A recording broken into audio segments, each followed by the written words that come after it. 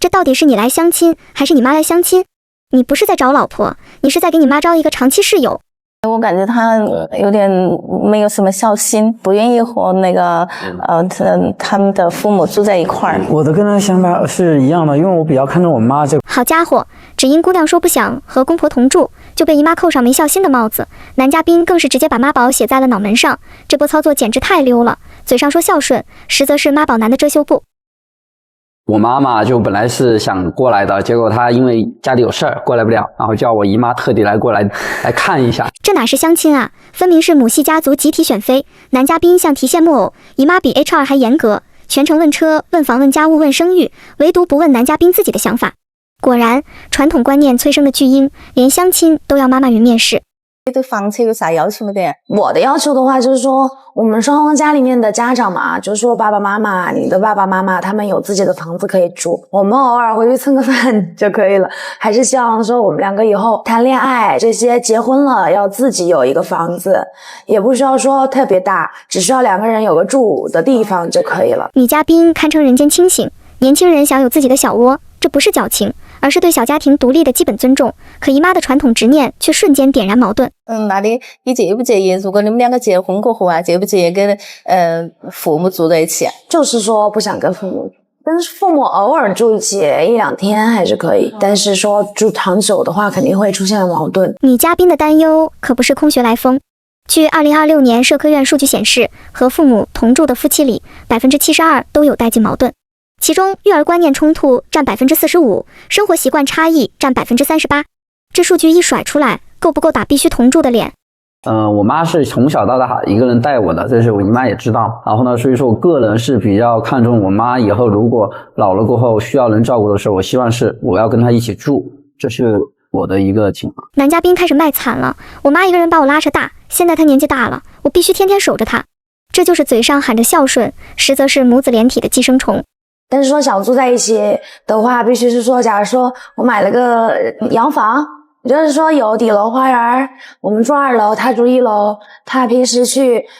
养花啊，买菜、洗衣服的，这些我都可以接受。但是说我不能接受是跟他住在一起，但是必须要分楼层住。女嘉宾这哪是妥协，分明是给母子连体判了死刑。她画出空间结界，表示小家庭要独立呼吸，婆婆可以是邻居是长辈，但绝不当同住是监工。当传统孝道的道德绑架遇上现代婚姻的边界感，这场无声博弈才是当代年轻人对抗妈宝男的教科书级操作。我是希望还是能跟我爸妈住在同一个屋檐下，是想的是他们年纪大了，觉得有点走不动路啊或者之类的，不是说他们现在还能到处跑，这里跳了舞呢，不是这么回事儿。就包括你刚刚说可能会思想观念不一样啊，这个孩子的教育问题，也就是说生活习惯不一样啊，那不一样有的时候我觉得没必要去跟他们争这个事情，你听一下就行，然后人浪着就浪着。男嘉宾还在垂死挣扎，父母年纪大了必须住一起吗？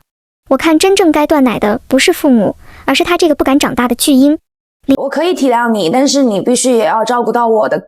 感受。就是说假如我在你们家住，但是你平时就特别的向着你妈妈说话的话，那你想一下，我在家我把你带回去住，然后我也很听我妈妈的话，然后她说什么就是什么，那肯定也不行。女嘉宾的换位思考直接戳穿了男嘉宾的虚伪。如果婚姻是单方面服从，那跟娶个媳妇伺候妈有啥区别？就是我现在明确的说一下，就是说如果没有这么大的房子，我没有洋房，没有大平层，它就是一个两室一厅的房子，必须住在同一个屋檐下，你还愿意跟我就是我们一起照顾老人啊，能接受吗？不能。当男嘉宾用2室1厅的现实条件逼宫时，女嘉宾的不能2字正是对孝道绑架的最后通牒。